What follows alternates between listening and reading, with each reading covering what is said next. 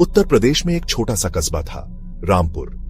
रामपुर शांत था, लेकिन एक राज छुपाए हुए था। कस्बे के बाहर एक पुरानी हवेली थी। यह विशाल और भव्य थी, लेकिन अब खंडहर में बदल चुकी थी। स्थानीय लोगों ने इसे भूतिया हवेली कहा। कहानियों के अनुसार एक दुखी आत्मा वहां भटकती थी। लोगों ने अजीब आवाजें सुनी, परछाइयां देखी। किसी ने भी रात में हवेली के पास जाने की हिम्मत नहीं की। सालों से हवेली के बारे में कहानियां फैली। बच्चों ने अपने बड़ों से कहानियां सुनी। उन्होंने फुसफुसाते हुए कहा कि हवेली शापित थी। यह एक ऐसी जगह थी जहां डर राज करता था। फिर भी जिज्ञासा ने बहादुर और मूर्ख दोनों को आकर्षित किया। कुछ लोगों ने हवेली के रहस्यों को उजागर करने की हिम्मत की। कोई भी वापस आने के लिए नहीं रहा जो उन्होंने देखा। रामपुर में 3 दोस्त रहते थे। अमित सबसे बहादुर था, सुनील हमेशा उत्साह से भरा हुआ और विजय सबसे डरपोक। एक दिन अमित ने एक चुनौती पेश की। वे हवेली में रात बिताएंगे। सुनील तुरंत मान गया। विजय झिझका, डर और उत्साह के बीच फटा हुआ। दोस्तों के ताने ने उसे मना लिया। उन्होंने सूर्यास्त के बाद हवेली में मिलने का फैसला किया। जैसे ही सूरज डूबा, लड़के हवेली के फाटकों पर मिले।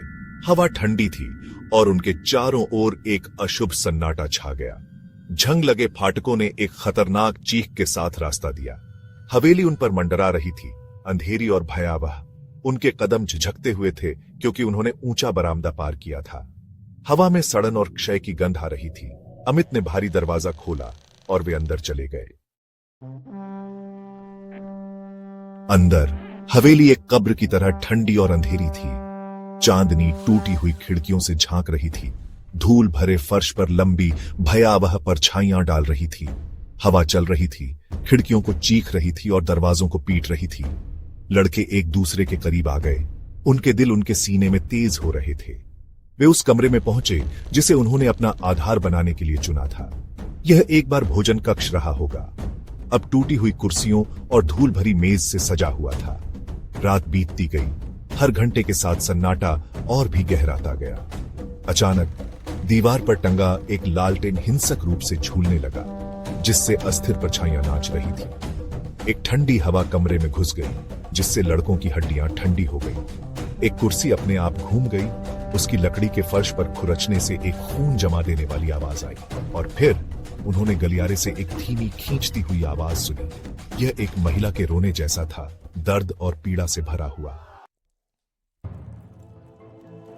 रात बीतती गई। हर घंटे के साथ सन्नाटा और भी गहराता गया। अचानक दीवार पर टंगा एक लालटेन हिंसक रूप से झूलने लगा, जिससे अस्थिर परछाइयां नाच रही थीं। एक ठंडी हवा कमरे में घुस गई, जिससे लड़कों की हड्डियां ठंडी हो गई। एक कुर्सी अपने आप घूम गई। उसकी लकड़ी के फर्श पर खुरचने से एक खून जमा देने वाली आवाज आई और फिर उन्होंने गलियारे से एक धीमी खींचती हुई आवाज सुनी। यह एक महिला के रोने जैसा था, दर्द और पीड़ा से भरा हुआ।